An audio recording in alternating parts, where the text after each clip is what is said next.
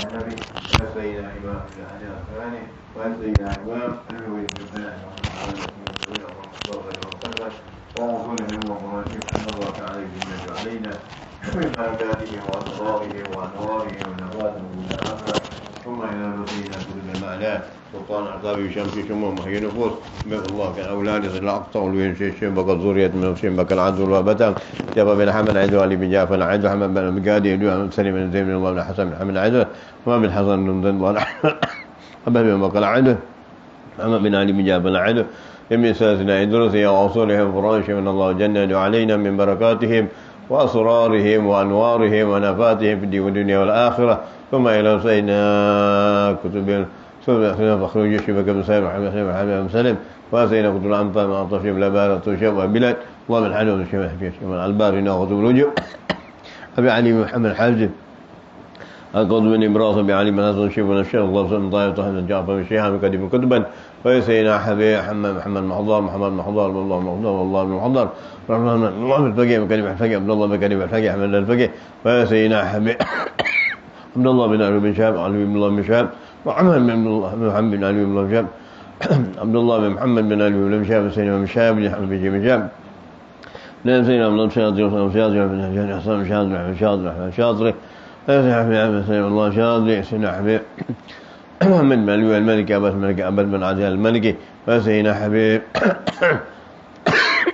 عبد الله العافية الله بن حمد العبد كريم العبد أبي عبد الله محمد بن العافية سيد الشيخ والشيخ بن جلالة وسيدنا محمد الله الحفي بن الحفي سيدنا عبد بكر عطف نافي يدوم أن الحفي بن ذكر وسيدنا حبيب علي بن كتاب وسيدنا حبيب عبد الرحمن الله الشيخي وسيدنا محمد بن الحافي وسيدنا حبيب وبن عطف الله الحفي سيدنا حبيب سيدنا حبيب محمد الله الحافي سيدنا حبيب سيدنا حمام بن محمد الصقر جابر محمد الصقر ودكان الصقر محمد الصقر محمد الصقر وسيم محمد بن سيم الصقر وسيم عبد الله الصقر سيدنا حمام بن الصقر سيدنا حبيب صقر محمد الصقر عبد الله بن محمد الصقر سيدنا حبيب علي وسيم الطاهر محمد سيدنا محمد حسن العطا ما منه العطا سالم حمام سيم ما منه العطا سيدنا حبيب محمد بن ظهر عدو ومن ظهر عدو ومن ظهر عدو صحاب محمد جابر محمد ما بين ظهر الحدن وغير الحدن ومن الحدن قال محمد الحدن وسيم ما الحدن سيدنا حبيب محمد الله بن سالم الحدن محمد الحدن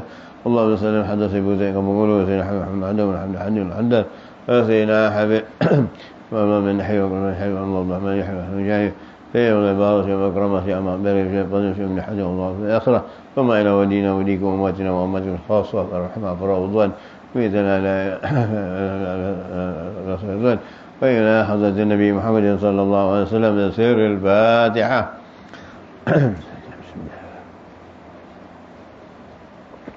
الرحمن الرحيم مالك يوم الدين إياك نعبد وإياك نستعين الصراط المستقيم صراط الذين أنعمت عليهم غير المغضوب عليهم ولا الضالين آمين. بسم الله الرحمن الرحيم الحمد لله رب العالمين والصلاة والسلام على سيدنا محمد وعلى آله وصحبه أجمعين. اللهم رحمة الله بالله والصلاة والسلام دائمين بدوام كله اللهم النبيين وابن سلم الحاكم المقربين اللهم اجعلنا العافية اللهم نمي قلوبنا بأنواع معرفتك وافتح لنا فتح المحافظة عليك بارك وصلنا ترطبا بذكرك وانسك الفتوح والمنور وجساء وروح وتبت الناس اللهم إنا نسألك المد بالمشرف الصفية وحافظا يا رحمن الرحيم اللهم أعطنا أيمن كما شبا من السماء والبركة يا فتح يا عليم افتح لنا فتوح العارفين يا فتح يا عليم افتح لنا مقربين وصلى الله على سيدنا وسلم والحمد لله رب العالمين. اللهم صل وسلم وبارك عليه وعلى آله. يا سيدي يا رسول الله يا من له جاء عند الله إن المسلمين قد جاءوا لذنبها تغفرون الله. يا سيدي يا رسول الله يا من له جاء عند الله إن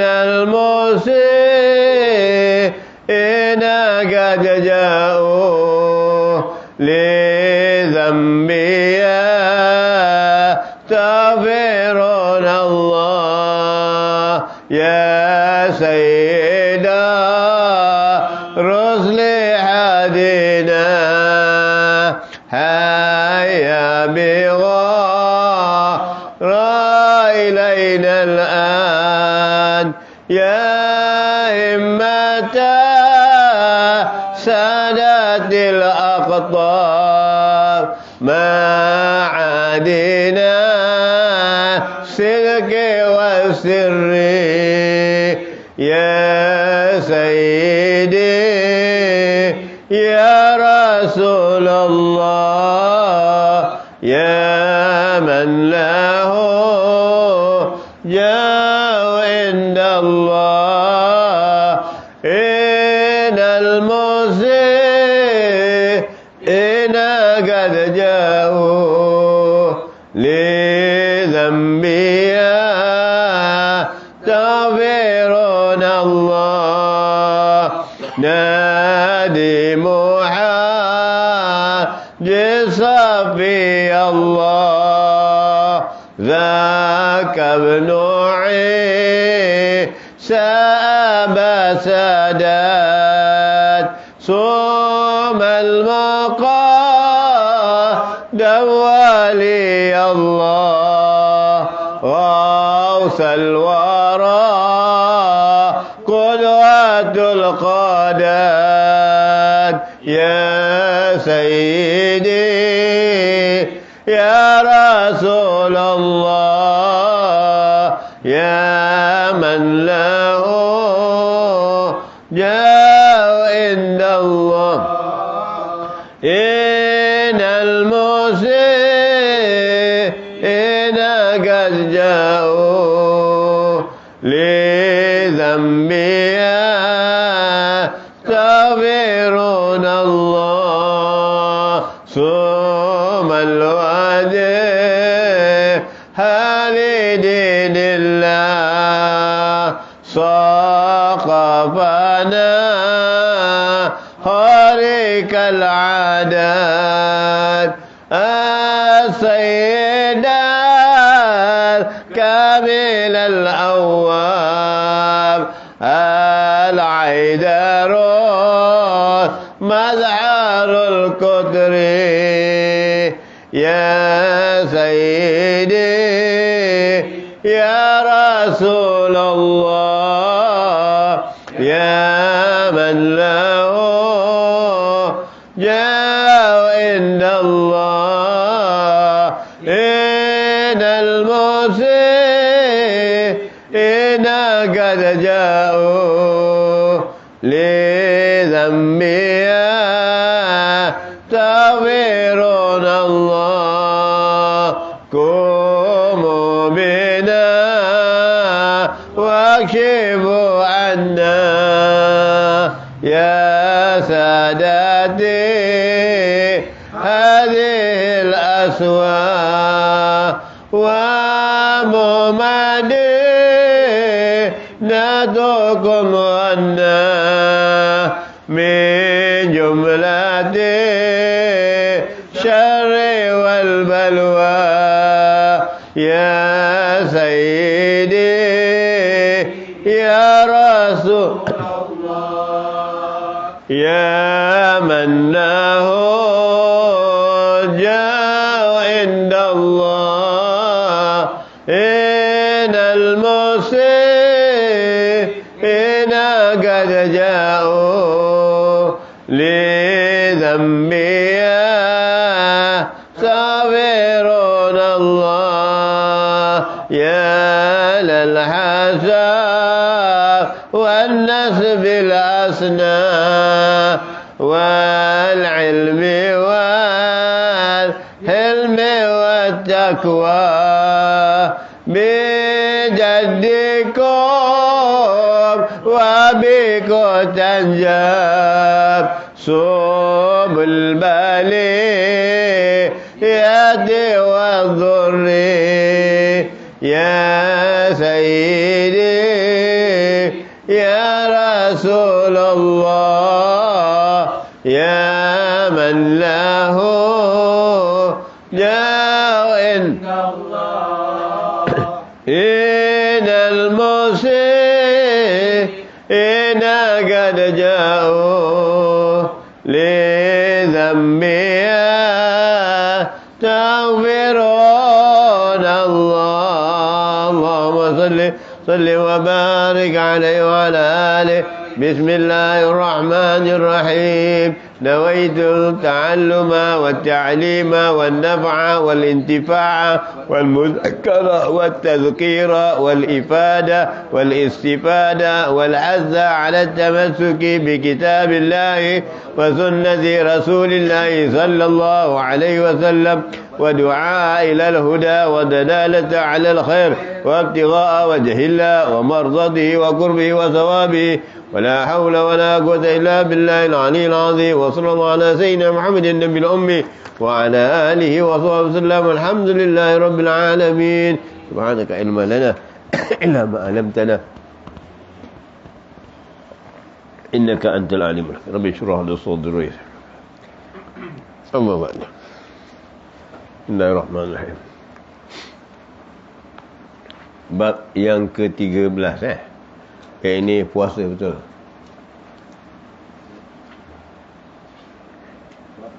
Betul. 13 kan? Berkenaan dengan puasa Bismillahirrahmanirrahim. Qala radhiyallahu ta'ala wa nafa'a bid-dini wa dunya wal akhirah. Bab yang ke-13 pada menyatakan kelebihan berpuasa. Kelebihan puasa. Dan adalah puasa Ramadan itu daripada rukun Islam yang 5. Ini berpuasa di bulan Ramadan. Jadi barang siapa yang tak puasa di bulan Ramadan, maknanya kalau ada keuzuran berbahaya. Dan kalau tak qada dari Ramadan ke Ramadan, maka fidyah yang berganda-ganda. Inilah hari ini yang kita takut berkenaan dengan Ramadan ini, puasa ini. Kita boleh beli rumah besar, kita boleh beli kereta besar, kita boleh beli basikal besar, kita boleh beli macam-macam yang kita kehendaki, intan belian pusaka dan sebagainya. Tetapi kita telah meninggalkan puasa dari sejak mula kita balik ataupun sebelumnya ataupun selepas balik, mungkin umur remaja, mungkin umur 21 tahun begitu agaknya.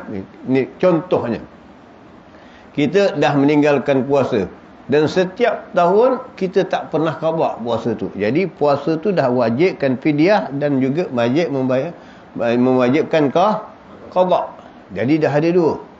Setiap tahun lagi melangkah fidyah lagi berganda-ganda. Apabila sampai 10 tahun, 15 tahun tak bayar, fidyah itu akan tetap berganda-ganda. Kalau 15 tahun, 15 kali ganda bagi satu hari. Kalau 10 hari bermakna 150 kali ganda kalau 10 tahun. Jadi ini kita boleh beli kereta, boleh beli rumah, boleh beli itu, hutang sana sini, tapi fidyah kita untuk orang miskin kita tak bayar. Ni kan kita tanggung akibatnya nanti. Kalau memang kita tak mampu, tak apa. Kalau tak mampu, yang sebenarnya ada tempat yang boleh dimengadukan. Tapi ini diperemehkan. Minta maaf cakap. Tempatnya adalah Jabatan Agama. Maknanya orang yang tak mampu berhutang fidyah, saya tak mampu nak bayar, saya tak mampu nak apa, boleh mengadu, minta selesaikan. Kerana kalau tak ada mampuan, tak ada kedrat dan sebagainya. Tapi kalau mereka tak menyelesaikan, terah pada Nabi buatkan itu untuk orang Islam. Bagaimana Nabi seorang daripada zaman Rasulullah SAW, beliau telah melanggar hukum puasa, yakni bersama dengan istrinya. Kemudian bila bersama dengan istrinya, dia kena kafarah. Kafarahnya pertama memerdekakan seorang hamba. Dia kata, ya Rasulullah, aku orang miskin, aku tak mampu. Kemudian yang kedua datangnya lagi, iaitu puasa 2 bulan berturut-turut. Dia kata, ya Rasulullah, satu hari dalam bulan puasa, 1 hari puasa pun aku dah macam gini, apa lagi 2 bulan berturut-turut? Tak boleh. Kata Nabi yang ketiga, kau kena beri makan 60 orang miskin. ya Rasulullah tak mampu. Maka Nabi bantu. Dan makanan itu tak payah dibahagikan kepada orang lain kerana khususiah. Kerana makna tadi kerana dia miskin dan boleh dia makan, jadikan makanan untuk diri dia. Ini dia. Jadi kalau mampu, kalau tak keluar, tanya, rokok boleh beli. Rokok boleh beli. Kotak-kotak rokok boleh beli. Fidyah tak ingat. Fidyah lupa. Fidyah tak pernah ingat. Hari ini manusia terlupa. Berapa lama saya tinggal puasa berapa fidyahnya tak pernah ingat. Ini. Jadi itu kalau tinggal mesti qada. Tak qada dah. Kalau dah qada maknanya fidyahnya tak kena qada. Kalau tak qada, kalau terlepas tahun kena. Jadi itu dia. Hari ini kita lupa dengan tu. Yang kita boleh beli macam-macam keistimewaan yang kita suka untuk kehidupan kita. Rokok yang haram, yang makruh, yang haram katanya pun boleh kita beli, tapi fidyah kita lupa. Ini yang selalu kita kasi ingat. Ini hak orang miskin. Hak orang miskin. Jadi kena tunaikan, jangan sampai besok menjadi tuntutan di akhirat ni yang kita takut. Ini kerana kita melengahkan, meleweh-lewehkan. Jadi ini berkenaan dengan Ramadan ni, rukun Islam yang kelima. Yang satu rukun Islam yang 5. Maknanya puasa hadat, sembahyang, puasa bulan Ramadan, zakat dan haji.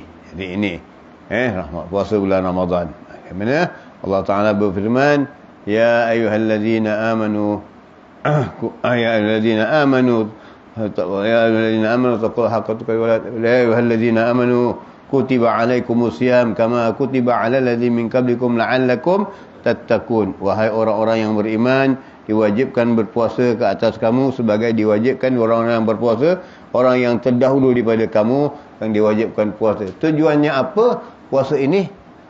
La'allakum tattaqun. Maknanya supaya kamu bertakwa kepada Allah. Takwa yang macam mana? Melihat keadaan orang yang miskin. Kerana puasa ini tadi melihatkan, merasakan bagaimana orang miskin yang tak makan, yang tak minum. Satu hari tak punya makan, mungkin minum ada, tapi makan tak ada mungkin. 1 hari, 2 hari yang tak merasa makan. Jadi ini yang disebabkan kerana tak puasa tadi, bila melangkah tahun diwajibkan fidyah dan diwajibkan qada supaya merasai hak orang miskin, beri makan kepada orang miskin. Sebab ini hak orang miskin. Jadi puasa itu diwajibkan kerana menyedarkan diri kita bahawa bagaimana orang-orang miskin yang tidak makan, bagaimana orang-orang miskin yang kelaparan. Dengan sebab kemiskinan mungkin manusia boleh bertukar iman. Dengan sebab kemiskinan manusia merungut, ya Allah, kenapa aku diberi miskin, aku susah ya Allah. Gitu. Tapi lupa kemiskinan itu adalah satu nikmat yang mana Nabi sendiri diberikan oleh Allah Subhanahu Wa Taala. Diberikan oleh Allah supaya butiran-butiran pasir di padang pasir menjadi emas. Nabi tak nak sebab Nabi takut. Kerana bila dah butiran emas, banyak emas, kena zakat, kena mengatur kehidupan, kena hak orang miskin ada di situ. Hak orang miskin ada di situ, maka diberikan. Kalau lalai, makanya harta itu menjadi musibah, jadi fitnah. Jadi sebab tu Nabi tidak inginkan kekayaan. Nabi biar miskin. Pasal bila miskin tak ada banyak soal jawab. Kalau kaya, banyak soal jawab. Dari mana sumber kamu dapat, daripada mana kamu dapat, ke mana perginya, macam-macam soal. Jadi kalau miskin, sebab tu Nabi tidak inginkan dan mengajar umatnya supaya miskin jangan rasa susah, jangan rasa kesal akan nikmat Allah Subhanahu Wa Taala. Sebab alhamdulillah nikmat, walaupun kamu miskin, orang yang kaya, punya harta, punya benda, ada miskinnya. Apa miskinnya? Sakit jantung. Yang miskin tak ada sakit jantung. Lihat, bekerja kuat, tegap, badan berpeluh. Yang tak miskin, kaya, duduk rumah rehat, aircon, badan sejuk. Jadi wali mudarat, kena darah tinggi, kena kencing manis dan sebagainya. Tapi yang miskin, bergerak anggotanya menyebabkan aktif, dan maka dia dijauhkan daripada sakit darah tinggi, kencing manis. Ada pula hari ni penyakit gaut, pasal keluar tangkah kaut. Itu dia. Jadi itu dia. Makanya itu yang jadikan peringatan kepada kita. Allah berikan kepada kita itu sebagai satu peringatan. Jadi benda itu sebab ada peringatan. Di puasa di sini diwajibkan bagi kita kerana mengasai menurut perintah Allah SWT, bagaimana Allah telah memerintahkan orang-orang umat-umat yang terdahulu daripada kita. Maka riwayat daripada Anas radhiyallahu anhu dari Nabi SAW, tiada seorang pun hamba melihat akan sehari bulan pada bulan Ramadan sehari itu kita lihat bulan, maka memuji akan Allah, kemudian membaca Fatihah 7 kali, melainkan diafiatkan Allah Ta'ala dari sakit mata, demikian di bulan itu.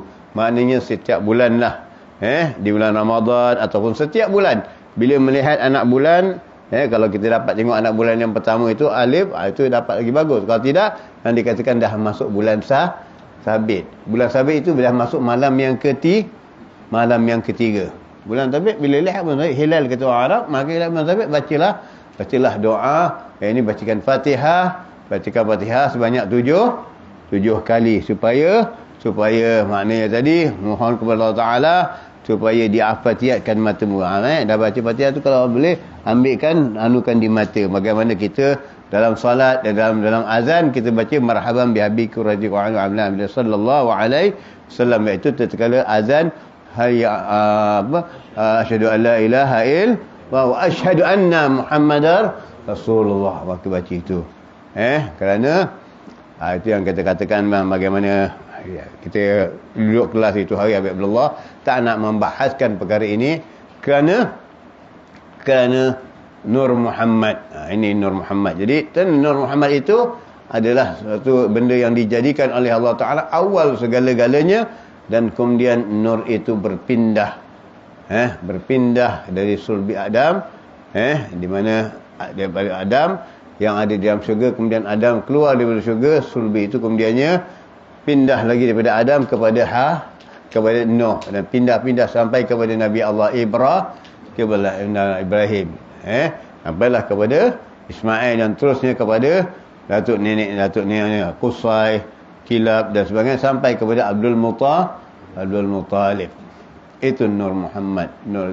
Jadi itu kerana kita baca marhaban bi sayyidil Muhammad sallallahu alaihi wasallam dengan tangan yang begini, kerana ulama membahaskan bahawa tatkala Adam dijadikan duduk dalam syurga, malaikat memandang Adam dari belakang.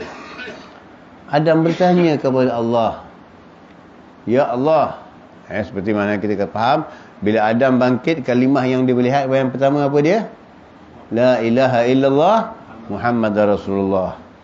Dan bila Adam bertanya, siapakah orang itu Muhammad yang digandingkan dengan namamu? Itulah kekasihku, kata Allah Subhanahu Wa Taala.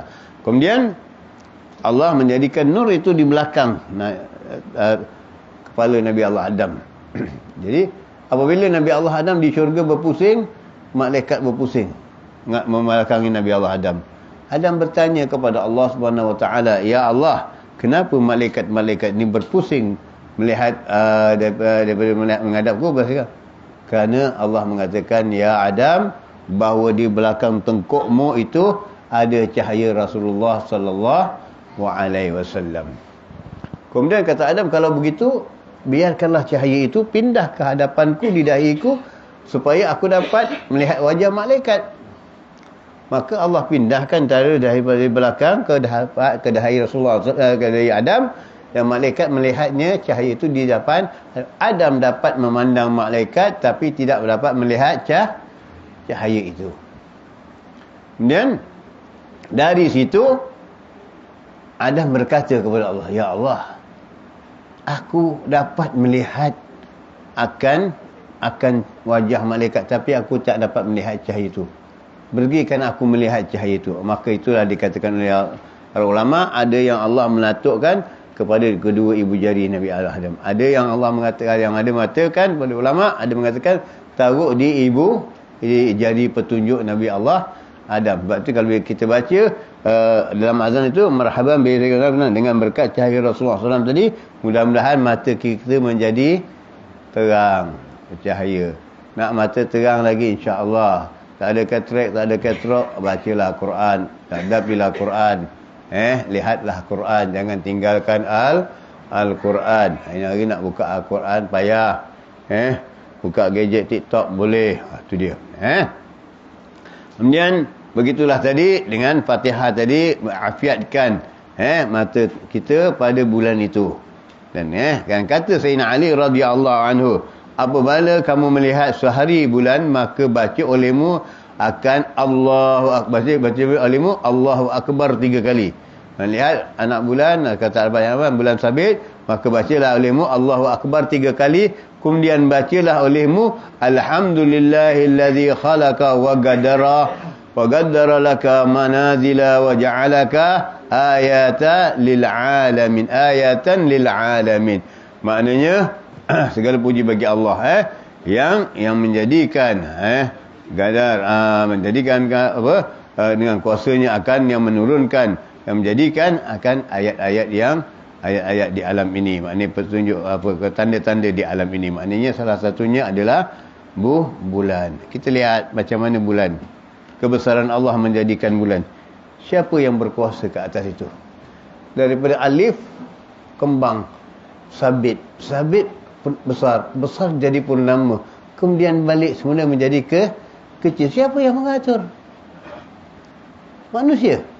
Ini kita tengok kebesaran Allah. Kita lihat kebesaran Allah tentang bulan, bagaimana mengaturnya Allah Subhanahu Wa Taala. Kita tak pernah terfikir. Kita tengok, oh ni baru 1 bulan. Oh, dah cukup bulan, gaji. Itu aja yang kita ingat. Oh, cukup bulan, gaji. Pergi tengok bank, dah masuk bank belum? Belum, scammer dah ambil dulu punya. Ini dia yang hari ni terjadi. Kenapa? Kita tamak tentang dunia. Kita tak memikirkan. Kalau ditanya hari ini, agaknya beberapa bulan Muharram begini? Dah masuk Safar atau belum? Lupa, pasal tak ingat, tak dapat ingat gaji. Cukup bulan ingat gaji, maka dapat tahu bulan ni. Datang pada kamu malam, ya mimpi Rasulullah, fulan, malam ni bulan apa Muharram? Pasal tak ambil tahu. Yang ambil tahu apa? Cukup bulan, dapat gaji. Itu yang kerja kerajaan, kerja ofis, kerja. Tapi bulan Muharram, bermakna kita dah membelakangkan bulan Islam. Bila kita membelakang Islam, secara tak langsung mudah kita mengabaikan hukum Islam. Kerana dah tak ada rasa cinta. Kalau cinta pada bulan Ramadan, bulan ini tak ada rasa cinta. Kan? Ini belum masuk bulan Ramadan lagi lah, lambat lagi puasa lah, tak kisahlah, puasa lah, tak puasa pun tak apa lah. Kan? Begitu. Kerana tak menanamkan hati kita dengan bulan. Yang kita tahu, cukup bulan, dapat gaji. Datang bulan, kita rugi. Itu kata dia. Ini dia. Jadi kita itu yang kita fikirkan. Kerana kehidupan kita di situ. Tak pernah kita menerapkan anak-anak kita. Anakku, hari ini berapa Muharram? Jadi anak kita tak kenal. Yang kita kenal, Januari, Februari, March, April, Mei. Tapi Muharram, Safar tak ada. Yang dia tengok, Muharram, Safar bawa kaya kau kat aku. Itu saja. Kalau tak ada kaya, tak ada guna. Ini yang ada. Mana kita? Anak kita kena tanya, ni bulan apa? Tak dikenal. Tak dikenalkan. Kerana kita tak memperkenalkan kepada mereka. Ni bulan Muharram, bulan yang pertama Islam. Apa keistimewaan Muharram? Tak ada. Kita tak pernah titikkan kepada diri kita sendiri dan pada keluarga kita. Ini apa bulan? Apa peristiwa di bulan Muharram? Di bulan Safar, di bulan Rabiul Awal, bulan Maulud. Bila tak kenal, kan mula-mula, oh tak ada. Maulud tak ada. Nabi cuma lahir tak buat maulud. Jadinya cuma bawa mulut. Ini yang terjadi hari ini. Kerana kita tak ambil berat. Kita pandang remeh. Kita pandang remeh. Ini yang terjadi. Jadi bagaimana kita balik semula kepada ini, menerapkan benda ini kepada anak-anak kita. Kenalkan anak-anak kita dengan bulan Muharram, 12 bulan. Kerana dalam Al-Quran disebut 12 bulan ini, disebut Muharram, semua disebut. Maknanya dalam Islam disebut. Tetapi ada sebut Januari, Februari, tak ada. Tak ada. Jadi kalau tidak dikenalkan dengan hijrah, bermakna tidak ditanamkan semangat dengan keislaman. Itu saja kita dah tengok pembentukan itu. Kemudian kata beliau lagi, nescaya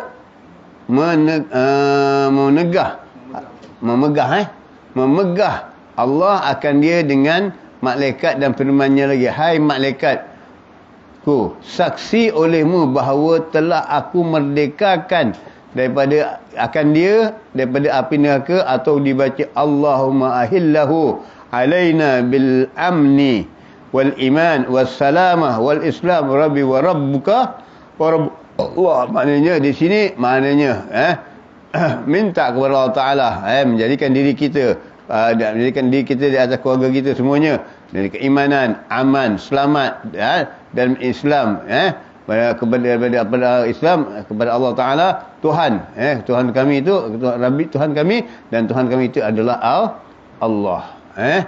Jadi itu dia permohonan. Apa dia? Dengan doa itu sahaja, kata Allah Taala, aku seolah-olah mereka itu, Allah berfirman kepada malaikat bahawa saksikan bahawa aku telah memerdekakan dia daripada api neraka. Kerana awal bulan baca itu, awal bulan baca doa itu, aku merdekakan dia daripada api neraka. Ini perkataan sikit. Bila masuk awal bulan, ingat akan hukum, masih baca kerana ingat baca Islam, cara Islam, maka ingat akan hukum Islam. Ingat ikan hukum Islam, tiap-tiap bulan ingatlah. Jadi ingatkan hukum Islam. Jadi bulan ini bulan apa? Bulan Muharram. Bulan ini akan datang bulan Safar. Bulan akan datang bulan Rabiul Awal, Rabiul Akhir, Rabiul Awal, Rabiul Akhir. Jadi ingat semua. Kemudian riwayat daripada Anas bin Malik radhiyallahu anhu, Ibn Abbas radhiyallahu anhuma, katanya bahawasanya sabda Nabi sallallahu alaihi wasallam bahawa syurga berkeliling, berlengkang-lengkang ia dengan berhiasi ia daripada satu haul kepada satu haul, maknanya satu tahun kepada satu tahun, kerana masuk bulan Ramadan. Dan apabila adalah pada awal malam dari bulan Ramadan, bertiup angin dari bawah aras, dikatakan baginya misirah, maka bertiup ia akan segala daun-daun kayu syurga dan akan pintunya, maka didengarkan oleh demikian dan didengar dan dengungnya tiada mendengar orang, dungunya tiada mendengar orang yang mendengar yang terlebih elok daripadanya. Maka berhiaslah segala bidadari hingga berdirilah mereka itu di atas setinggi-tinggi syurga. Maka menyeru mereka itu, adakah orang yang hendak meminang kepada Allah Ta'ala? Maka ialah yang mengkahwinkan dia. Akan kami kemudian berkata bidadari itu, hai Ridwan, apa malam ini? Maka menjawab Ridwan akan mereka itu, labbaika ya khairatil hasan. Inilah awal malam daripada malam bulan Ramadan. Firman Allah Ta'ala, hai Ridwan, buka olehmu akan pintu syurga bagi orang-orang puasa yang amat, yang daripada umat Muhammad sallallahu alaihi wasallam. Dan firman-Nya, wahai Malik, tutup olehmu akan pintu segala pintu neraka daripada umat Muhammad sallallahu alaihi wasallam. Maka turun Jibril olehnya ke bumi berkata, beratkan olehmu akan picitkan olehmu akan belenggu muradatus syaitan, dan belenggukan mereka itu dengan belenggu kepada dilontarkan akan mereka itu ke dalam alwanan, lautan. Alwanan maknanya lautan, supaya jangan membinasa mereka itu akan umat kekasihmu Muhammad sallallahu alaihi wasallam. Kita ambil sampai sini dulu. Maknanya begitu indahnya masuk bulan Ramadan, Allah memberikan satu tiupan angin. Bulan Ramadan, apabila bulan Ramadan, maka Ramadan bertiup angin di bawah arasy Allah Subhanahu wa taala, yang bertiup angin katanya dengan, kalau kita bahasakan di sini, sepoi-sepoi bahasa, segala daun-daun syurga dan pintu-pintu didengarkan daripada demikian itu dengungnya. Tiada mendengar orang yang mendengar yang terlebih baik daripada, maka itu beriahlah. Maknanya bila masuk bulan Ramadan, Allah menurunkan angin yang iman. Sebab itu para ulama, para orang alim, bila masuk bulan Ramadan, ahlan wa sahlan ya Ramadan. Bila pergi bulan Ramadan, muwadda' ya Ramadan, mereka bersedih, menangis kerana akan tinggalkan segala-gala ini. Kita masuk bulan Ramadan, susah hati, nak puasa susah, gastrik mula datang. Nak pergi bulan Ramadan berapa hari lagi, senangnya hati. Inilah iman kita. Berbeza dengan mereka kerana tahu rahsianya. Rahsianya apa? Allah mula melepaskan satu tiupan angin di bawah arasy, yang mana bergoyang-goyang akan daun-daunnya, dengan dengungan-dengungan yang enak. Maka setelah itu bidadari dah menyiapkan diri untuk dipinang oleh orang-orang yang akan berpuasa di bulan Ramadan. Ini dia. Bidadari dah siap.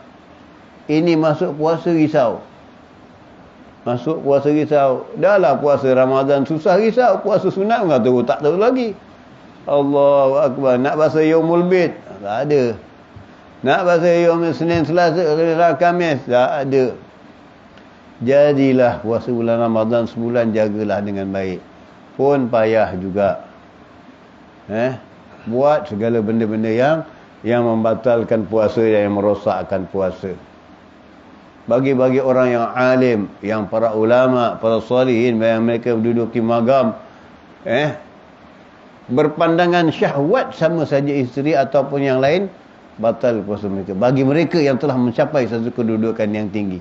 Bagi kita, maksiat, dosa, itu saja.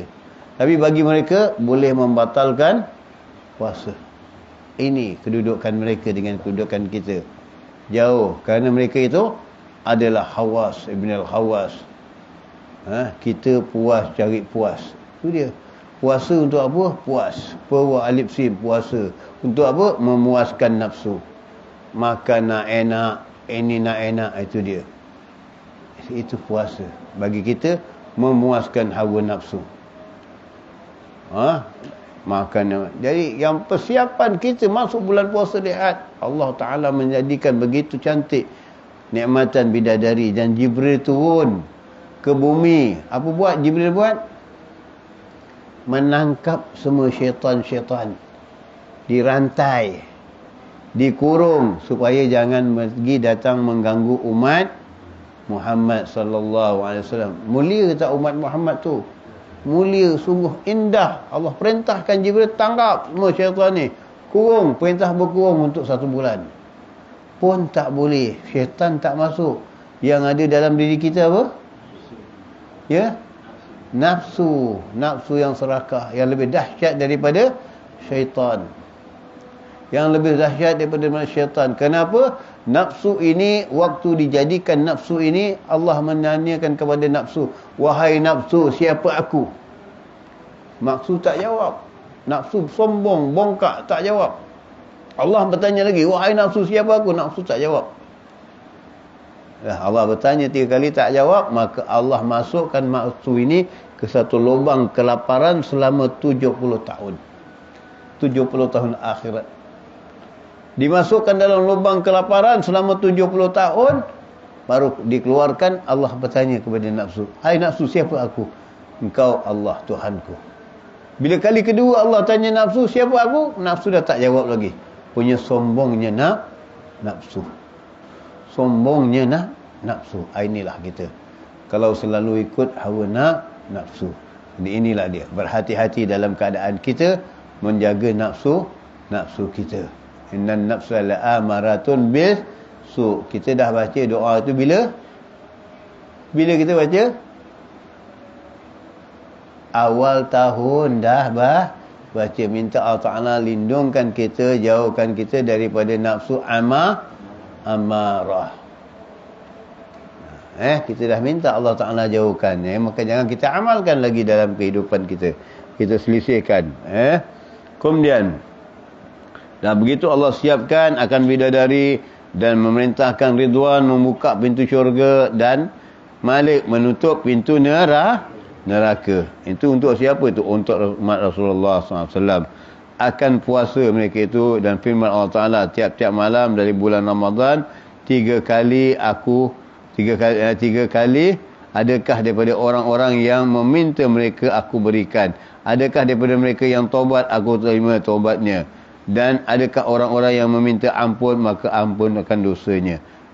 Ini dia 3 di bulan Ramadan ni Allah berikan. Pertama, orang yang meminta kepadaku berikan akan orang yang aku berikan dia. Adakah daripada orang-orang yang bertaubat? Pertama, orang yang balik kepada Allah, bertaubat kepada Allah, Allah berikan dia, Allah terima taubatnya.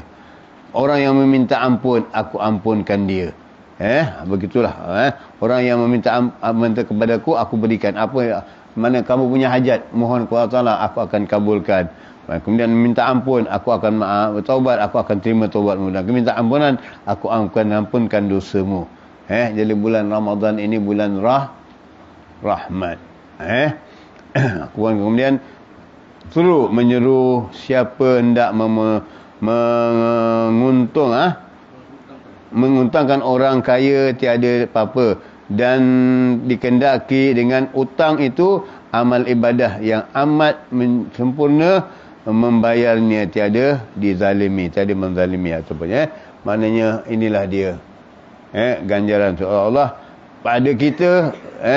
Orang yang berhutang kaya tapi tak apa-apa, maknanya di sini maknanya Allah menjelaskan kepada kita semua, Allah memberikan kepada kita, ibarat kita berhutang dengan ibarat Allah berhutang dengan kita, menjanjikan ini, Allah berhutang dengan menjanjikan, maka apa yang kita mohon kepada Allah, Allah akan berikan, Allah kabulkan. Begitu sekali maka dan bagi orang Allah Ta'ala pada tiap-tiap hari daripada bulan Ramadan tatkala berbuka puasa 1000 merdekakan daripada api neraka, padahal sekalian telah wajib azabnya. Ini dia buka puasa di bulan Ramadan 1000 maknanya kurang-kurangnya 100,000 atau sejuta memerdekakan hamba itu daripada api neraka satu hari. Pada tiap saat daripada bulan Ramadan itu memerdekakan hamba, padahal kalian telah wajib masuk neraka, menerima azab. Dan apabila adalah pada hari Jumaat dan malamnya, dimerdekakan pada tiap-tiap saat daripada 1000 pemerdekahan daripada api neraka, padahal telah wajib bagi mereka itu neraka. Maka apabila adalah pada akhir dari bulan Ramadan, dimerdekakan hari itu dengan sebilangan-bilangan orang yang memerdekakan daripada awal bulan hingga akhir bulan. Begitulah besarnya faedah bulan Ramadan. Mementingkan maknanya malam Jumaat lebih lagi bulan Ramadan. Apalagi diberikan yang malam Lailatul Qadar, apalagi diberikan nikmat-nikmat. Jadi awal bulan Ramadan itu Allah berikan kepada kita. Akhir bulan Ramadan itu Allah menerima taubat kita, mengampunkan dosa-dosa kita, dan mengakui kita bahawa ini adalah hamba-Ku. Inilah nikmat yang paling besar sekali. Jadi bila masuk bulan Ramadan, ingatkan baik-baik. Mudah-mudahan kita ada umur bertemu dengan Ramadan yang akan datang. Kalau Ramadan yang ini banyak kita sia-siakan, Ramadan yang ini banyak kita tinggalkan, Ramadan yang ini banyak kita lupakan, maka Ramadan yang akan datang kita persiapkan diri kita. Kalau tidak pun berazam dari sekarang, mudah-mudahan bertemu dengan bulan Ramadan. Jika tidak ada umur kita bertemu, kita punya azam itu, mudah-mudahan Allah berikan ganjaran di yaumil qiyamah nanti. Amin ya rabbal alamin. Inilah faedah bersanya bulan Ramadan. Jadi ingat bulan Ramadan, kerana bulan Ramadan ni biasanya berlaku pada hari bulan yang panas, musim panas. Jadi panas itu adalah dugaan bagi kita. Panas itu adalah kesabaran bagi kita. Memang bulan lain jarang panas, tak seperti bulan Ramadan. Kerana hikmat Allah Ta'ala juga, iaitu apabila bulan Ramadan ini terlalu panas, maka kurma yang ditanam itu menjadi matang, masak. Kurma tak akan masak kalau tidak ada panas yang kuat. Jadi begitu. Indahnya Allah Ta'ala mengaturkan untuk kita. Nikmatnya Allah Ta'ala mengaturkan untuk kita. Kita bangga hari ini Raya Cina, limau Mandarin, limau Tanglong. Kita tak bangga dengan Islam yang dalam bulan Ramadan, kurma yang berbuah, enak, makan manis, makanan syurga. Tapi hari Raya Cina, limau Tanglong kita beli, limau ini kita beli, limau Cina, berkotak-kotak pula kita beli. Bulan Ramadan tak pernah beli kurma berkotak-kotak bagi orang. Hari Cina beli limau kotak-kotak bagi orang pula. Haula wala quwata illa billah. Terbalik kehidupan kita ni. Terbalik kehidupan kita. Bulan Ramadan, hari Raya Cina, hari Raya Tionghoa, hari Raya New Year, Chinese New Year, bam. Limau. Banyak limau beli. Hantar. Ramadan tak pernah beli kurma hantar pada orang. Pelik tak kita? Adat mana kita ambil? Itu kita tanya diri kita. Sebab kita katakan tadi tu, hijrah itu, itulah tadi. Kalau kita tidak menerapkan awal tahun dengan hijrah, kita tak pernah mengajar anak-anak kita. Ini bulan apa? Januari, Februari. Ini bulan-bulan, akhir bulan. Dapat apa? Ayah dapat gaji. Malam ni pergi makan. Tapi tak pernah ingatkan anak-anak bahawa ini bulan Ramadan, ini bulan Syaban. Kenalkan apa hikmat Syaban, apa hikmat Ramadan, apa hikmat bulan Rabiul Awal. Jadi anak-anak tahu sejarah dalam sejarah-sejarah bulan itu. Anak-anak tahu apa dah peristiwa dalam bulan Muharram, apa peristiwa dalam bulan Rabiul Awal. Kalau tak diterapkan, maka anak-anak tak tahu. Anak tahu jadi bulan Februari, Januari, happy birthday to you, saya nak halwa. Itu aja yang kita tahu, happy birthday to you. Lepas tu acaranya pula menarik sekali. Apa dia? Tiup lilin. Benda yang haram dibuat. Bukan baca doa. Hari lahir tiup lilin. Ini adat siapa? Majusi, Yahudi, Nasrani, Buddha. Kita tiup lilin. Pelik tak pelik? Salah tiup, muka menyengau. Kan? Ini dia tiup lilin. Pengamalan siapa yang kita ajar tu pada anak-anak kita? Penerapan siapa yang kita ajar? Mana penerapan Islamnya? Mana penerapan Islamnya yang kita ajar? Dengan kelahiran anak, kita baca selawat, kita baca ini, kita baca itu. Kan? Hari jadi anak kita bacakan dengan selawat. Happy birthday to you. Lepas tu pakaikan apa? Yang ada crown macam songkok tinggi dia. Itu pokok Yahudi. Kita bangga dengan itu, pakaian-pakaian macam kita lantik. Kita ajar semuanya itu. Ini dia. Kenalkan. Mulai daripada ini, kenalkan anak-anak kita dengan bulan ni. Masuk bulan apa? Ini bulan Ramadan. Ini bulan apa? Bulan Rejab. Apa peristiwa Rejab? Terangkan. Ambil 10 minit, 20 minit dengan anak. Duduk. Ini bulan Rejab. Apa peristiwa bulan Rejab? Apa kelebihan Rejab? Apa kelebihan Syaban? Pernah kita ingat? Bila kita ingatkan anak kita, kita teringat bagi diri kita sendiri. Ini Syaban pun kita tak tahu apa yang apa peristiwa dalam bulan Syaban. Rejab apa Rejab pun kita tak tahu. Kan? Kerana kita tak ambil peduli, tak ambil berat, ambilkan perkara ini mudah. Itulah dia. Jadi yang sedikit pada malam ini, mudah-mudahan kita kembali kepada jalan Allah. Ingatkan apa yang Islam itu yang dipesan oleh guru kami, Abdullah bin Muhammad Habsyi. Selalu beliau katakan, bila duduk dengan beliau kena ni, pelan. Malam ni bulan apa? Bulan Muharram. Berapa hari bulan? Hari ni berapa hari bulan Muharram? Safar besok kan? Naik 29 Muharram kan? 109 atau 30? Haram. Kita lupa Safar besok. Fikir tu. Yang kita ingat bulan, cukup bulan, dapat gaji. Dapat gaji. Cukup ingat cukup bulan, dapat gaji. Itu saja yang kita ingat. Bila datang bulan, kita rugi. Itu yang kita menangis. Itulah dia kehidupan kita. Jadi kita ingat baik-baik. Mudah-mudahan yang itu kita selamatkan diri kita. Mudah-mudahan Allah pelihara kita. Amin ya rabbal alamin.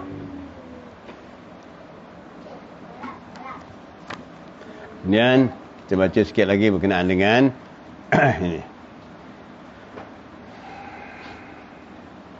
Kata Imam Al-Jawzi, qala radhiyallahu anhu, Ibnu Jauzi berkata, tekad dan perhatian mukmin harus sepaut dengan akhirat. Baru kita kata tadi. Mana itulah dia tadi. Bulan-bulan itu pun adalah bulan akhirat. Semua yang berada di dunia harus menggerakkan untuk mengingat akhirat. Seseorang yang disibukkan oleh sesuatu pasti akan memperhatikan dan mengingatkan setiap saat. Ketika melihat kegelapan, seorang mukmin akan teringat pada kegelapan dalam kubur. Bila rumah tak ada lampu, tak ada api, blackout, ingatkan menggelabah, mencajar. Kalau orang padam api semua menjerit. Padam api di rumah semuanya menjerit. Anak kecil menjerit, mak bapak menjerit, kan terperanjat air padam api. Bagaimana dalam kuburan yang tak punya cahaya? Bagaimana dalam kegelapan? Kamu jalan di bawah terowong yang gelap aja bagaimana? Bagaimana keadaannya? Ini yang kita ingat. Kerana kegelapan tak ada cahaya. Dan bila kegelapan kamu tak melihat sesuatu. Tanganmu sendiri pun kamu tak dapat melihat. Tanganmu sendiri, anggotamu sendiri kamu tidak dapat melihat. Kerana tak ada apa-apa, tak ada pantulan. Jadi ini dia. Fikirkan bagaimana kegelapan dalam kubur.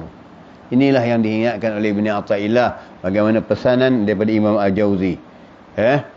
Bagaimana dalam kubur? Ketika melihat semua orang sedang tidur, ia teringat pada yang mati, terbujur kaku dalam kubur. Nikmat tidur. Tengok saudara kita tidur, dia tidur, oh sedapnya tidur nikmat. Tapi bagaimana yang dah terbujur kaku? Kan? Ingat, kemarin saya ada selitkan bagaimana lagu Selimut Putih. Ini tak keluar lagi dah Selimut Putih. Selimut hijau je. Bila Israel datang memanggil, jasad terbujur di pembaringan, seluruh tubuh akan menggigil, terkujur badan kedinginan. Badan dah sejuk, apa yang ada lagi? Ibarat kita pegang daging sejuk, apa jadi? Daging sejuk, pecah tu air batu boleh makan. Manusia sejuk. Ada bulan sejuk masuk keluar air batu, keluar apa? Nak makan tak ada. Nampak ke lubang. Maknanya daging kambing lebih baik pada kita. Daging kambing boleh dibuat makan. Daging kita saya pun nak makan. Tak ada. Yang makan adalah ulat. Ulat di dalam tanah besok yang akan makan. Kalau kita tidak buat persiapan. Kalau kita tidak buat bekalan. Ini dia. Maka, kata Tuan Mengarang lagi, ketika melihat orang yang sedang tidur, maknanya macam mana keadaan kamu mati. Kerana orang yang sedang tidur itu kadang-kadang dia tak sedar. Sebab kamu langkah dia ke, kamu apa dia pun dia tak sedar. Dan kamu rumah terbakar pun dia kadang-kadang tidak sedar. Bila dikejutkan baru sedar. Begitulah keadaannya. Itu bagi contoh. Dan kemudian teringat pada orang nikmat itu. Ketika menyaksikan kenikmatan, teringat pada syurga. Padahal menahan dia melakukan dosa serta maksiat. Kenikmatan. Dapat kenikmatan yang benar, yang bersih. Kenikmatan macam mana? Kenikmatan makan dari segi yang halal, rezeki yang halal. Nikmat.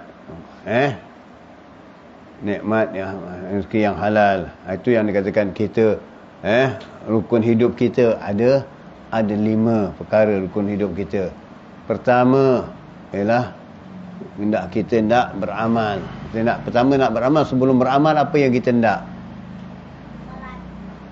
Apa yang kita nak sebelum beramal?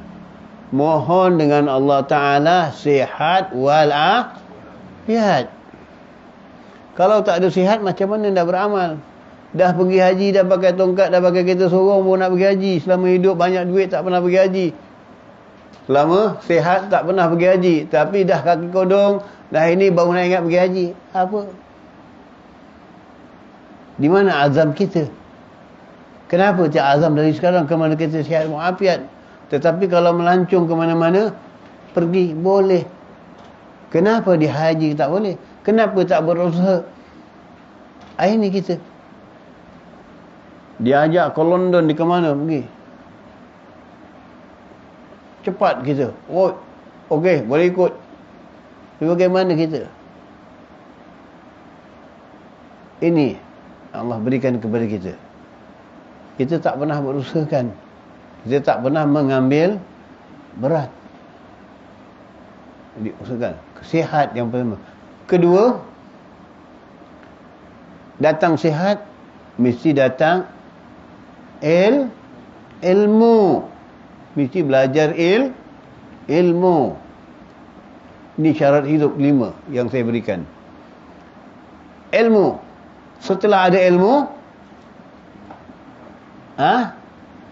amal. Ini untuk dunia dan untuk akhirat. Ini 2 ni untuk dunia.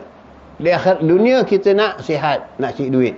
Kemudian nak cari duit mesti ada ilmu. Dah ada ilmu tu baru kita amalkan ilmu tu. Begitu juga dengan akhirat, sihat. Kemudian kasi ada ilmu, dan ada ilmu kamu mesti beramal. Ini seganding. Dah seganding.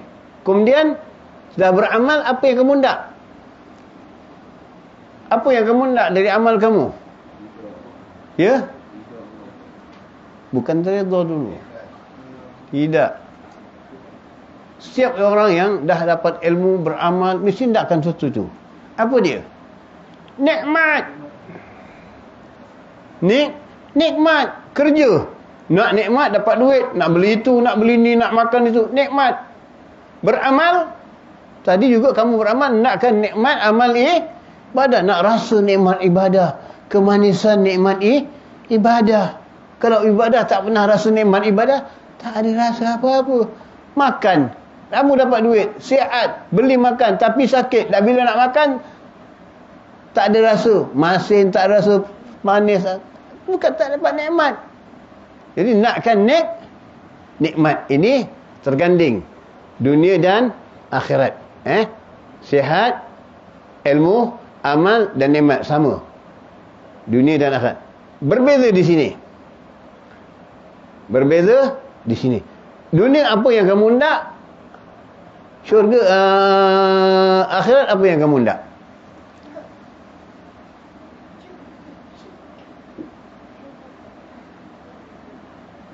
Dunia apa yang kamu dah dapat nikmat, apa yang kamu nak? Dunia dah kamu dah dapat nikmat semua, apa yang kamu nak?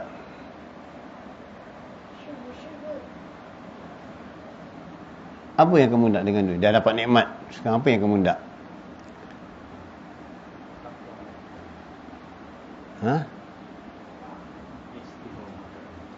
Kamu nakkan kegembiraan, tapi dapat nikmat, tapi tak gembira. Apa guna? Dapat nikmat, tapi tak gembira. Dapat nikmat, rumah besar, isteri mati, menangis. Nakkan ada nikmat dan bergembira dengan nikmat yang diberikan tadi. Ada nikmat, Tapi kalau nikmat tapi tak gembira, apa guna nikmat itu? Mesti dapat nikmat kamu gembira dengan nikmat itu.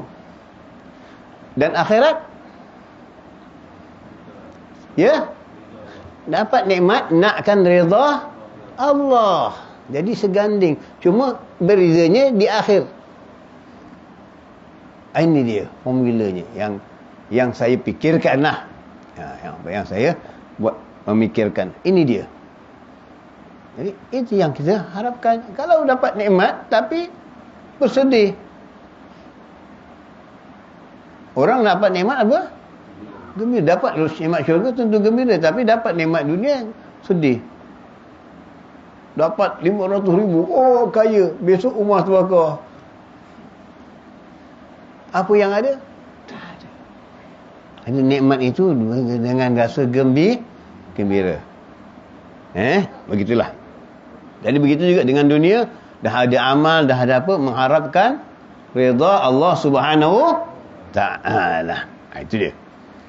Ketika menyaksikan kenikmatan, ia teringat syurga. Nikmat dunia, makan. Oh, gini makan. Sedap. Pakai suap. Nikmat syurga, lintas di hati dah cukup. Tak payah pergi cari. Berbezaannya tadi. Jadi, ingatkan nikmat yang berkekalan. Yang ini nikmat yang bila sementara, maknanya tak bawa ke mana-mana. Jadi sementara untuk dapat nikmat yang kekal, nikmat yang sementara ini mesti dijaga. Jaganya macam mana? Jaganya macam mana? Jangan buat maksiat. Jangan makan yang haram. Jangan tamak, jangan haloba. Ini nikmat dunia. Yang kamu dapat, cara cari tadi, tidak menzalimi orang, tidak mengkhianati orang, tidak mengambil hak orang. Nikmat yang kamu dapat. Dengan nikmat yang kamu dapat dunia ini, kamu mencari keredaan Allah untuk dapat nikmat di syurga. Dan dapat nikmat dunia ini, kamu tidak pergi melakukan maksiat. Oh, dapat duit, malam ni disko. Nikmat, dapat nikmat, tapi kerjaan kamu pada maksiat. Jadi nikmat yang kamu dapat tu gunakan untuk jalan akhirat supaya tidak bermaksiat kepada Allah Subhanahu Ta'ala. Jadi jaga nikmat itu dengan baik. Sebab itu Allah Ta'ala berkatakan, la in syakartum la azidannakum wa la in kafartum inna azabi la syadid. Jika kamu syukur akan nikmatku, maka aku tambah. Jika kamu kufur, siksaanku amat pedih. Jaga nikmat itu dengan baik. Jaga nikmat dan jaga pantang larang nikmat. Ada Allah Ta'ala beri rezeki, beli rumah, beli itu, beli televisyen, beli besar-besar, beli telefon yang mahal-mahal. Bagus, dapat nikmat. Tapi salah gunakan. Lihat yang bukan-bukan dari sini. Telefon ini apa semua. Salah gunakan nikmat. Bila ditarik mata, rabun, buta, menangis. Tapi nikmat sebelum itu kenapa? Ada yang nikmat itu tak digunakan membaca Al-Quran. Tak digunakan untuk membaca kitab-kitabullah. Tak digunakan membaca kitab-kitab karangan para ulama salihin. Kenapa tak digunakan? Digunakan pada jalan-jalan yang menyalahi. Bila Allah tarik, penyesalan yang tak berguna lagi. Minta maaf. Kemudian semua hal ini menahan dan melakukan dosa dari maksiat. Tidak pernah terlintas sedikit pun dalam fikirannya keinginan untuk menentang dan berkhianat kepada Allah. Keinginan yang terlalu terbayang dalam benaknya adalah menetap di syurga untuk selamanya. Ketika mengingati, memikirkan dan membayangkan kenikmatan yang abadi itu, fikirannya, hatinya diliput rasa tenang dan sangat gembira. Derita penyakit, ujian, kehilangan orang dia cinta, serangan, kematian dan sebagainya tak menimbulkan kegelisahan. Kerana semuanya akan dilewati. Jadi, yang sakit, demam, kehilangan, penderitaan, mati, orang uji semuanya, hilang orang dicinta dan sebagainya, tak menimbulkan rasa kesedihan, tak menimbulkan rasa satu bantahan maknanya. So, ya Allah, aku kasih anakku ini, kenapa kau ambil? Muda-muda lagi kau dah ambil. Kamu kena redha. Ini hak Allah. Itu pinjaman. Lihat bagaimana peristiwa seorang wanita yang soleh, yang salihah. Seorang wanita yang salihah. Datang dia kepada, balik dia setiap hari dia menunggu kepulangan suaminya. Yang satu orang wanita yang soleh ini menunggu dengan suaminya dengan membawa rotan. Bukan nak rotan suami. Hari ni engkau jaga engkau, aku dengar berita kau macam-macam buat hal, engkau suami balik ni aku belasah kau dengan pintu. Buka pintu belasah terus. Pasal bawa tongkat. Tapi seorang isteri yang solehah ini buka pintu, suaminya balik, ditunjukkan rotan. Bang, ambil ini rotan. Ditanya suaminya, buat apa rotan ini? Kau lihat pada diriku, adakah aku bersalah? Adakah aku tersilap denganmu? Adakah aku menderhakaimu? Pukullah aku. Ini kita pula balik, isteri tunggu dengan rotan. Alah berat. Ini jadi ini mengatakan, buatlah bang, apa kalau kau lihat aku ada melakukan kesilapan? Kata suaminya, tak ada. Setelah itu diam. Dia tak ada, membawa suaminya ke bilik dan melayani suaminya dengan baik. Setelah melayan suaminya dengan baik, duduk, beri makan, minum dan sebagainya. Padahal apa yang ada dalam rumahnya? Anak kecilnya meninggal. Kalau kita agak-agaknya balik je, suami, bang anak kita meninggal, telefon tak dapat, empas telefon balik. Ini kuami apa, kontak pun banyak tak dapat. Susah betul lah, apa hal orang tua ni pula buat. Telefon pula dilemparnya. Telefon yang salah, bukan suami yang salah. Tak dapat kontak, telefon yang salah. Marah. Maka ini kesabaran. Jadi wanita ini melayan suaminya. Dah melayan suaminya apa semua. Kemudian setelah itu dia datang ke suami. Dah sudah melayan, dia pun pergi kepada suaminya. Bang, setiap yang kita pinjam, apa akan jadi? Kata suaminya, setiap yang kita pinjam, tentu kita pulangkan kita pinjam orang punya barang, tentu kita pulangkan balik. Bang, anak kita pinjaman Allah kan? Hari ini Allah dah ambil. Terkejut suaminya. Kenapa tak beritahu awal-awal? Kenapa setelah aku dilayani apa semua baru kau beritahu? Supaya abang tenang, sabar. Kita belum apa lagi. Menjerit. Bang, anak dah habis. Bang, beras dah habis. Abang bagi tak balik duit. Tinggal tak ada beras habis. Semua dah jerit. Ini wanita ini tenang. Bang, apa akan jadi benda yang dipinjam?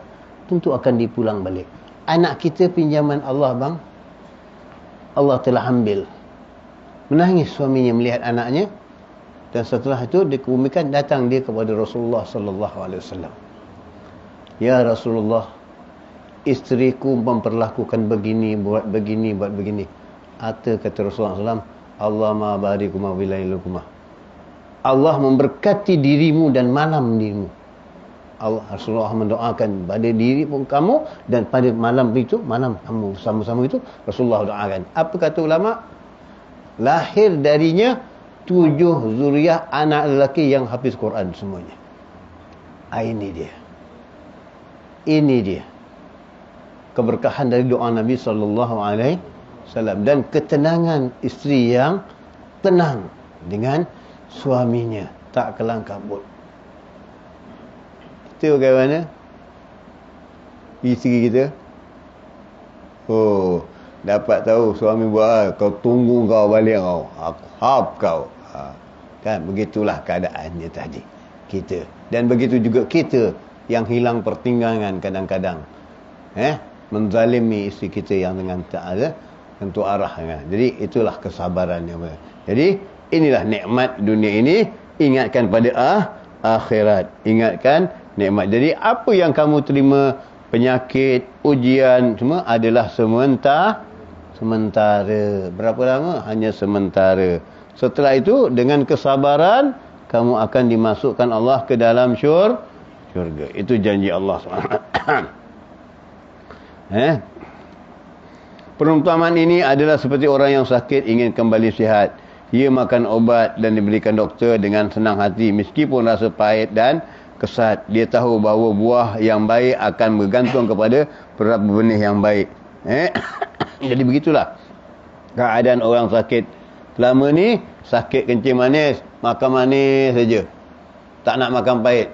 Sekarang nak baik kencing manis kena makan yang pahit. Tak pahit sebab dia telan. Sebab apa? Kerana jadi dia obat. Jadi yang pahit itu menjadi obat. Jadi apa yang kamu selama ni dah mengalami kemanisan dunia, sekarang kamu terima yang pahit sedikit, sakit, pening, susah, menderita dan sebagainya. Kamu terima itu sebagai obat dirimu, membersihkan dirimu untuk mencari keredaan Allah dan kesabaran dengan apa yang diberikan oleh Allah. Kerana dengan pahit tadi, kamu akan dapat kebaikan.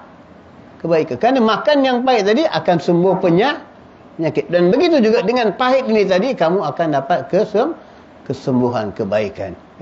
Inilah yang dibahaskan oleh Imam Al-Jauzi dalam kitab Hikam ini. Jadi sedikitnya pada malam ini, mudah-mudahan kita sambung lagi yang akan datang, insya-Allah. Amin ya rabbal alamin.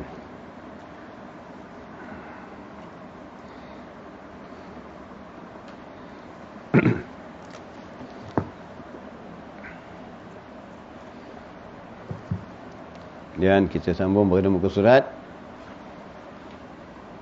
berapa? Kitab ni 97. 97.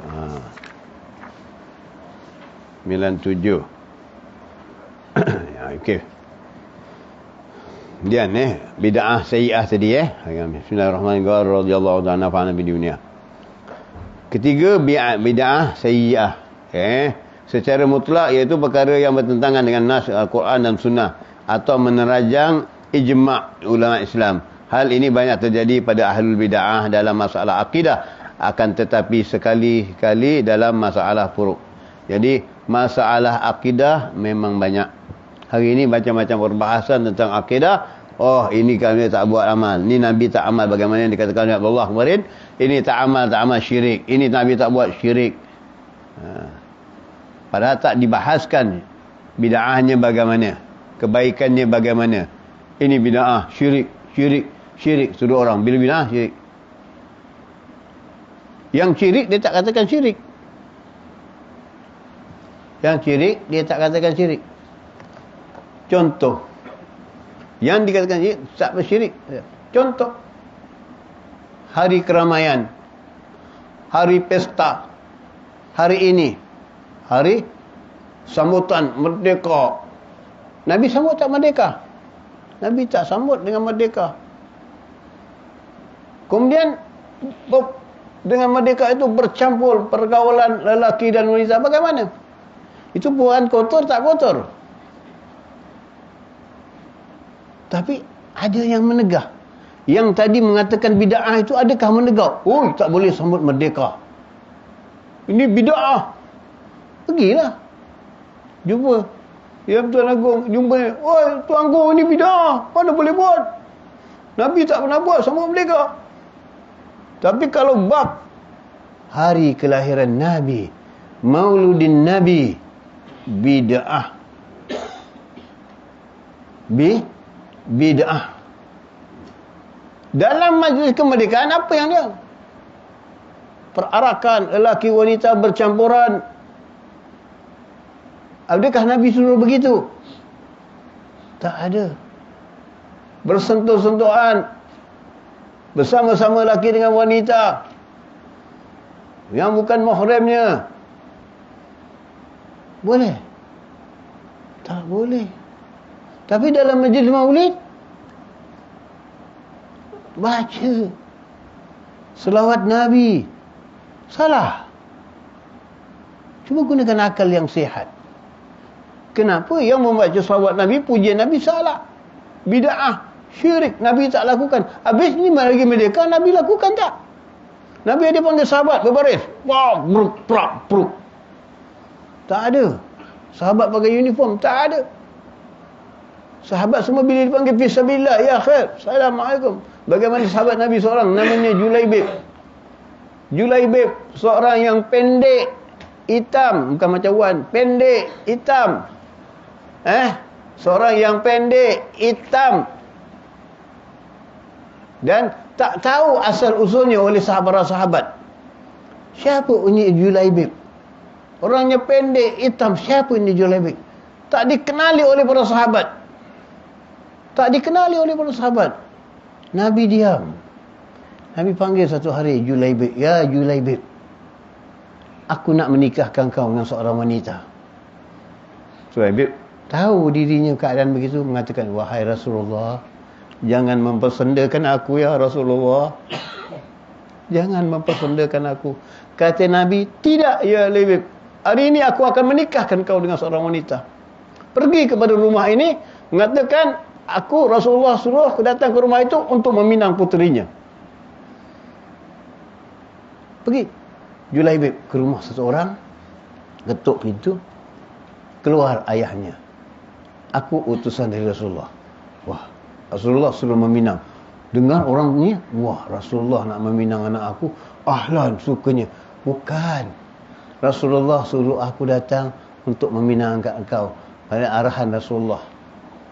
Bapak tu menung tengok. Hai, pendek benar kau hitam geram ini nak pinang anak aku. Siapa engkau? Ibu bapa berbelah bagi. Tetapi anak yang tenang, yang memikirkan ajaran Allah dan Rasulullah sallallahu alaihi wasallam berkata di dalam biliknya, dengar kalam itu dari orang tuanya. Wahai ayahku, sesungguhnya apa yang diperintahkan oleh Allah dan Rasulnya adalah benar. Ikut dan taati. Maka aku rela untuk menjadi isteri Julaibib. Padahal anak ni cantik. Kalau gitu, wah, salah orang kau pilih. Nampak? Kalau gitu, salah orang kau pilih. Yang pendek, yang macam gini kau pilih. Aku yang gini, handsome kau tak pilih, kau pilih yang pendek. Tapi itulah Rasulullah mengaturkan, menyenangkan hati Julaibib. Maka menikah Julaibib pada malam itu dengan wanita itu. Kan hanya didirikan Nabi. Menikah Julaibib dengan wanita itu. Belum sempat untuk bersama dengan isterinya. Di waktu malam, kedengaran orang pukul gendang canang. Jihad fi sabilillah. Jihad fi sabilillah. Julaibib tinggalkan isterinya, terus keluar. Aku orang yang pertama menyambut jihad untuk bersama dengan Rasulullah perang. Kita, baru nak duduk nak panggil jihad. Jihad yang ni pun belum habis dah nak suruh pergi dulu. Ini kita. Julaibib, kita ni subuh pun panggil jihad, tak bangun-bangun lagi. Payah kau. Subuh jihad untuk tinggalkan isteri sekejap pergi solat subuh. Kejap dah imam, tunggulah. Kan? Ini kita. Tapi Julaibib terus meninggalkan isterinya tanpa menyentuhnya. Terus menyambut, aku yang akan bersama-sama dengan Rasulullah untuk pergi bersama, mengibarkan bendera Islam. Dan itu adalah panggilan peperangan Uhud. Pergi Julaibib bersama Rasulullah sallallahu alaihi wasallam. Wah. Hebat, tak kenal ni Julaibib, siapa daripada mana datang. Ini lihat akhlaknya Rasulullah sallallahu alaihi wasallam begini yang ditunjukkan oleh Abdullah Haddad. Pergi berperang. Setelah berperang, banyak di peperangan Uhud itu sahabat-sahabat yang gugur. Termasuk bapa saudara Nabi Sayyidina Hamzah. Cari satu persatu. Oh, sahabat yang besar-besar semua dikenali.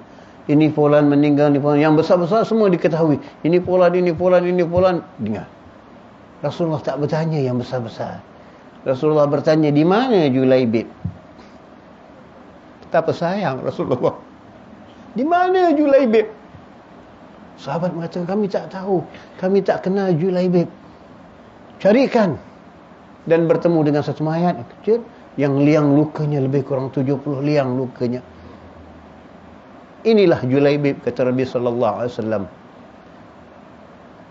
Kata Nabi, siapkan, Nabi salatkan, dan akan dikebumikan. Bila dikebumikan, setelah dikebumikan, apa kata Rasulullah kepada Julaibib? Wahai Julaibib, kau dari aku dan aku dari engkau. Ini tanda kasih sayang Nabi kepada orang yang kita pandang rendah, pandang remeh. Wahai Julaibib, kau dari aku dan aku dari engkau. Ini kata Rasulullah SAW. Kalau dah ucapan Nabi begitu, bagaimana kemuliaan seseorang itu? Inilah yang kita tak boleh pandang remeh dan sebagainya. Itulah bagaimana tadi yang dikatakan hari ini bid'ah semua tak diinikan. Itu dia. Jadi siapa yang akan sedia berpegang teguh kepada Al-Quran dan Sunnah, baginda Rasulullah SAW sampai mengaku bahawa ia kedudukan tinggi insya-Allah, maka janganlah engkau menoleh ataupun tertarik kepadanya. Cukuplah dengan Allah berfirman, Ikna ka akramakum indallahi atqakum. Sesungguhnya orang yang inna akramakum indallahi atqakum, sesungguhnya orang yang paling mulia, yang paling bertakwa di sisi Allah siapa? Siapa? Orang yang paling mulia adalah orang yang paling bertakwa di sisi Allah. Siapakah manusia yang paling bermulia dan bertakwa kepada Allah? Rasulullah sallallahu. Jadi kalau apa yang dibawa oleh Rasulullah salah. Apa yang dibahalkan ulama dengan apa yang dibanyakan tadi, ini berselawat Nabi salah. Tak salah. Benda yang benar, yang baik, yang tak ada percampuran yang haram dan sebagainya. Tapi yang bercampuran yang haram ini kenapa tak ditegah, kenapa tak diolak, kenapa tak ada ini? Inilah dia persoalannya hari ini. Kerana kepentingan duniawiyah, nama, pangkat, kedudukan. Jadi yang benar dipersalahkan. Hari ini inilah hukumnya. Yang benar dipersalahkan, yang salah dibenarkan. Meskipun dia terbang di udara. Ini Nabi Allah Haddad nasihatkan lagi. Meskipun dia terbang di atas udara, berjalan di atas air, menempuh jarak dan waktu yang singkat, memiliki macam-macam kelebihan yang luar biasa, sungguhnya hal itu banyak menimpa syaitan-syaitan manusia. Ingat. Dia boleh terbang. Dia boleh melintas. Belum tentu. Jangan kau terpengaruh dengan itu. Jangan kau terpengaruh. Kerana mungkin syaitan bersamanya, jin bersamanya, ataupun dia seorang para dukun, ataupun dia seorang ahli sihir dan sebagainya yang sesat jalannya. Jangan kau terpengaruh. Kenapa? Apabila Hasan al-Basri berjumpa dengan Raba'atul Adawiyah, maka Hasan al-Basri mengatakan, ya Raba'atul Adawiyah, marilah malam ini kita berbicara di atas air. Ini wali karamah Hasan al-Basri. Itu sebab kata para ulama, jangan kamu heran orang yang berjalan di atas air, kerana ikan juga berjalan di atas air. Jadi kenapa? Seorang wanita yang mulia, yang tinggi, Raba'atul Adawiyah, ya Hasan al-Basri, hari ini kita tidak berbicara di atas air, kita berbicara di ruang udara, di langit. Kerana magamnya lebih tinggi dari Hasanul Basri, Raba'atul Adawiyah. Inilah kemuliaan seorang wanita yang diberikan darjah seperti itu oleh Allah Subhanahu Wa Taala kerana cinta kasih sayangnya kepada Rasulullah SAW, kerana cintanya kepada sayang kepada Nabi, dan cinta kepada Allah yang tidak bertukar ganti. Jadi ini. Jadi jangan kamu tengok boleh terbang, boleh. Kerana kita maklum bagaimana seorang kafir yang menjadi kasyaf. Kafir yang kasyaf. Maka apabila kafir ini, bila orang datang ke rumahnya, dia tahu apa hajat orang ni, apa orang ni nak buat, semua dia tahu. Satu orang alim melihat perkara ini, ini kacau kafir ni, kasyaf. Apa dia cakap semua betul. Dia tahu apa ni. Akhirnya kata orang alim ni, hari ni aku datang rumah kau, aku bunuh je kau. Tak boleh tahan. Pasal apa? Boleh menyusahkan iman seorang mukmin, seorang Islam kalau terpedaya dengan kau. Pasal kau majusi, merosakkan iman, kafir. Maka orang alim ini datang, bawa pisau dalam jubahnya. Ketuk pintu orang Nasrani, minta maaf, Nasrani tadi ketuk. Kat pintu. Apa kata orang majusi itu daripada dalam Nasrani itu, daripada dalam rumahnya? Fulan, orang kafir ni lah senang. Orang kafir ni kata, Fulan, kau nak masuk? Ya, aku nak masuk, nak jumpa kamu. Kalau nak masuk, pisau yang di dalam senjata yang tajam, pisau yang ada dalam kocekmu tu kau buangkan. Apa hajat orang alim ni? Kafir kasyap, aku buat pisau. Kalau kita cara spontan, kita tak cakap apa-apa, cakap kita spontan, memang benda tu nak terjadi. Kadang-kadang dia nak makan nasi lemak, kita pun cakap, kau ni nak makan nasi lemak. Keramatlah. Ini yang salah duga ni kadang-kadang. Salah artikan di mana keramah yang sebenarnya. Itu dia. Jadi, maka kata orang alim ni, sudah, buang pisau. Dah, aku dah buang sekarang. Dia pun buka pintu masuk. Bila buka pintu masuk, apa yang kau hendak? Bertobatlah. Pak Allah, kembalilah kepada apa dia? Tidak. Diam. Dia tak mau layan. Akhirnya, tak boleh tahan, orang alim ini tumbuk orang kafir ini, bergelut nak membunuhnya. Maka sabar kata orang kafir ini. Kenapa kau suruh sabar pula? Hari ini aku mengucap asyhadu an la ilaha illallah wa asyhadu anna Muhammad. Kenapa kau mengucap? Tadi yang aku datang dengan baik, suruh kau ucap, kau tinggalkan agama, kau tak nak. Aku orang yang menekan nafsuku. Nafsuku mengatakan jangan masuk Islam, jangan masuk Islam, jangan masuk Islam. Maka aku katakan hari ini aku masuk Islam.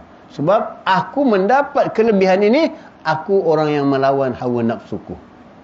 Nafsuku kata anda, aku akan kata tak anda. Nafsu kata aku hendak ini, aku akan kata aku tak hendak yang ini. Kerana aku melawan nafsuku, aku tak mengikuti nafsuku.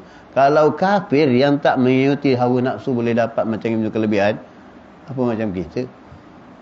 Tapi pasal kita banyak ikut hawa nafsu, itu yang jadi lesu, jadi payah sikit. Jadi itulah dia. Jadi keramahnya, kelebihannya datang dari situ. Melawan, menghindarkan mujahadahnya dengan melawan hawa nafsu. Jadi jadilah bukanlah kata Habibullah Haddad tadi, orang yang beramal itu yang boleh lompat, yang boleh tinggi dan sebagainya, itu adalah kelebihannya wali. Ini wali, kita pun wali ya. Tak tahu amal wali macam mana. Main goli-goli je. Ini. Ada kelebihan yang ada kelebihan kau tak kenal aku siapa. Ni cuba baca sikit-sikit, kita baca lagi. Hal semacam ini merubah identitasi dari istidrak dan itu puan menjadi sebuah keramah serta bantuan Allah SWT, kecuali jika adanya istiqamah pada orang yang memilikinya. Jadi fahamkan betul-betul, adakah orang ini jalan pada landasan Allah, istiqamah atau sebagainya. Al-istiqamah afdalu minal alfa karamah. Jadi kalau istiqamah betul, itulah keramahnya. Kalau tidak ada istiqamah, bukanlah keramahnya. Itu namanya istidraj. Jadi yang dapat begini pula mengatakan, baru orang tahu aku. Padahal dia ahli maksiat. Orang tak nampak kelebihan aku. Padahal dia lupa yang dia selalu melakukan maksiat. Jadi dia tertipu dalam amal ibadatnya. Dia tertipu dalam keadaan orang memuliakan. Beginilah ahli bid'ah merasakan mulia. Padahal dia tertipu dengan apa yang dibicarakan oleh syaitan. Kerana mengikut hawa nafsu. Yang sedikitnya pada malam ini kita bahaskan. Mudah-mudahan insya-Allah di minggu akan datang kita dapat bahan yang lebih baik. Mudah-mudahan Allah Ta'ala mengampunkan kita dan menjauhkan kita dari orang yang bersifat bid'ah. Bid'ah yang tidak baik, bukan bid'ah yang baik. Yang ini bid'ah adanya adalah bid'ah yang kita baik, iaitu bid'ah hasanah. Itu adalah amalan para salafuddin. Amin ya rabbal alamin. Bismillahirrahmanirrahim. Alhamdulillahil alamin. Wassalatu wassalamu ala sayyidina Muhammadin wa ala alihi wa sahbihi ajmain. Rabbana anfa'na bima 'allamtana. Rabbi 'allimna alladhi yanfa'una. Rabbi faqihna wa faqih ahlana wa qarabati lana fi dinina ma ahli kutri unsa wa zakar. Rabbi wafiqna wa fikum lima tartadi qawlan wa fi'lan karama wa zuki kulla halalan da'ima wa akhila atqiya ulama nahla bi khairi wa nafwa kulla syar. Rabbana aslih lana kulla syuyun wa aghra bi ridha minkal uyun waqdi anna rabbana kulla duyun qabla an ta'tiyana rusulun manun wa fitu anta akramat ata wa salatullahi ta'ala mustafa man hilal haqi da'ana wa lafa bi kitabin lin nas shifa wa 'ala al-ali kirami syurafa wa 'ala sahbil masabin urar. اللهم اهدنا بهداك واجعلنا ممن يسارع في رضاك ولا تولنا وليا سواك ولا تجعلنا ممن خالف امرك وعصى. سبحان الله ونعم الوكيل. ولا حول ولا قوة إلا بالله صلى الله عليه وسلم. الحمد لله رب العالمين.